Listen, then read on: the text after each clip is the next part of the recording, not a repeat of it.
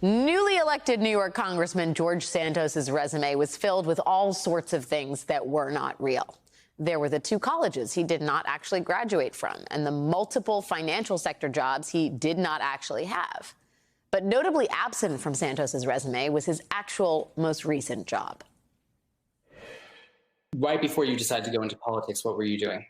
Well, I still actually, up until August 1st, when I initiated my leave of absence, I'm the regional director for Harbor City Capital. We're a fixed income shop. We are we're within the Fortune 500 private equity firms globally. I manage all of our fixed income assets with arbitrage here in New York. I'm actually Harbor City Capital head guy for New York City. Harbor City Capital has never been listed in the Fortune 500. But a few months after that interview, the company did get some recognition in the form of a complaint filed against it by the SEC. The SEC alleges that Harbor City Capital was a fraudulent Ponzi scheme that victimized hundreds of investors across the United States. Despite talking himself up as the head guy for New York City at this alleged Ponzi scheme, George Santos claims that he was as distraught and disturbed as everyone else to learn about the allegations against Harbor City Capital. Santos himself was not named in that SEC complaint and has again denied any knowledge of malfeasance at the firm. Now, in the years directly after this, with a resume filled with fake jobs he did not actually have and an alleged Ponzi scheme, George Santos somehow went from earning a reported $55,000 a year to earning an annual salary of $750,000 a year plus dividends. Enough money that he had the ability to lend his campaign more than $700,000. So the question is, where did George Santos get all that money? Weeks after the SEC complaint against Harbor City Capital, Santos incorporated a new organization in Florida called the DeVolder Organization. DeVolder is his mother's maiden name. In Santos's own words, DeVolder was an effort to help, quote, all the people who were left adrift at Harbor City Capital. It's unclear if he included himself in that group. On his campaign's financial disclosure, Santos lists DeVolder as the source of the bulk of his recent financial windfall. But here's the thing.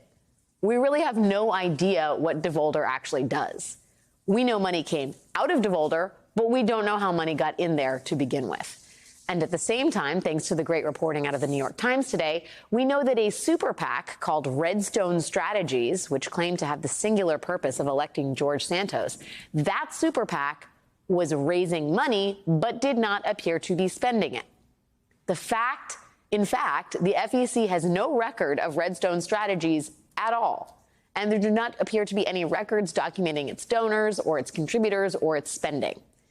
The New York Times spoke with a donor who gave $25,000 to Redstone Strategies last year for what he was told would be a large ad buy for Mr. Santos. The Times found no record of Redstone making any ad buys on Santos's behalf. Now, Redstone claimed to have raised at least $800,000, which is just slightly more than what Santos personally lent his campaign. And the source of Santos's wealth was, again, that mystery company, DeVolder. So to recap, one company, Redstone, is hauling in some serious cash, and we don't know where it ultimately went. And another company, DeVolder, is flush with cash, and we don't know where it came from. And the amount of money we're talking about here coming in and going out is almost the same. Now, those numbers could be coincidental. Maybe this is all just Santos's team not filing paperwork correctly. Who knows? But check this out. As of last month, both Santos's company, DeVolder, and Redstone Strategies list the same penthouse apartment of a Florida condo as their address. Both companies have the same address. Voter registration records show that address is the home of one Jason Benoit, one of Santos's former colleagues at the alleged Ponzi scheme, Harbor City Capital. There is a lot to unpack here. Joining us now is Alexandra Berzon, a Pulitzer Prize-winning investigative reporter and one of the New York Times reporters behind today's story. Alexandra, thank you so much for joining us. What an interesting series of facts. Do you see a connection between DeVolder and Redstone the way I see a connection between DeVolder and Redstone?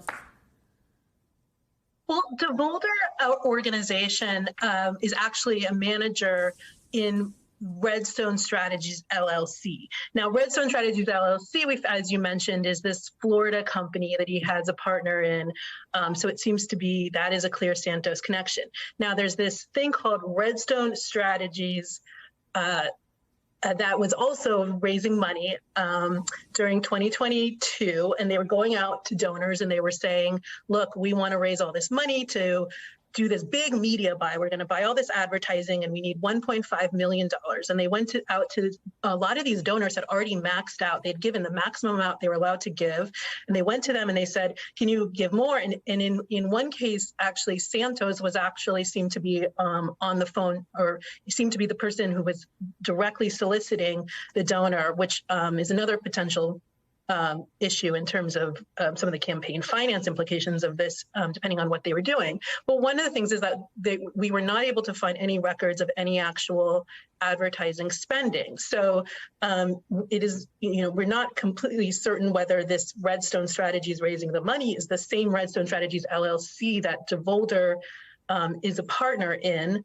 But it's certainly there are these potential connections and a lot of kind of mystery surrounding the finances, for sure. Who is giving money? I mean, I know you can't divulge your sources, but do we have any idea about the sales pitch George Santos was making here? I mean, these are big quantities of money, and apparently nobody at the time was asking for proof that the money was spent on the thing that they thought it was going to be spent on.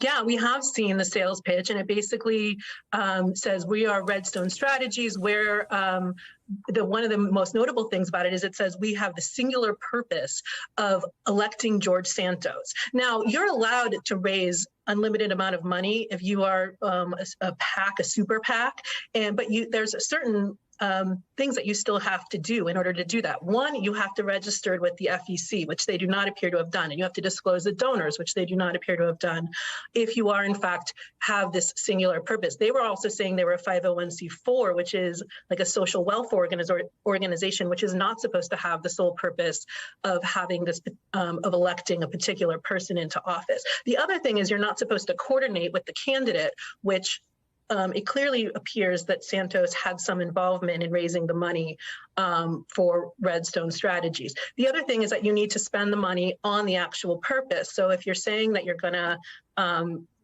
make ad buys and do all this to elect the person, you should be doing that. And as I mentioned, we have not found records that they were actually doing any advertising buying as they had said they were going to.